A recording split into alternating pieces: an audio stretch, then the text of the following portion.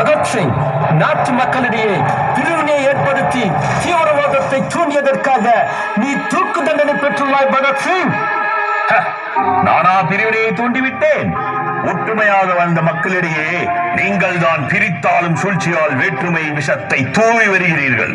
பகத்சிங், நீ அதிகமாக பேசினால் சித்திரவதை செய்யப்படுவாய். மறந்து விடாதே பகத்சிங். ஒற்றுமைதான் இந்திய மண்ணின் உயிர் மூச்சு. அதனால்தான் என் இந்திய மக்கள் இன்று ஒன்றுபட்டு வெள்ளையரை எதிர்க்கிறார்கள். நீங்கள் என்னை தூக்கிலிட்டாலும் இன்றோடு பகத்சிங் செத்துவிடப் போவதில்லை. இன்னும் பல்லாயிரம் பகத்சிங்குகள் இந்த இந்திய நாட்டிலே முளைப்பார்கள். அவர்கள் தாய் நாட்டின் விடுதலைக்காக என்னை விட தீவிரமாக உழைப்பார்கள். வெள்ளையர்களே, இந்திய மக்களின் ஒற்றுமை உங்களை இந்த மண்ணில் இருந்து துரத்தத்தான் போகிறது. இவனை அடித்து உதைத்து தூக்கு மேடைக்கு இழுத்துச் செல்லுங்கள்.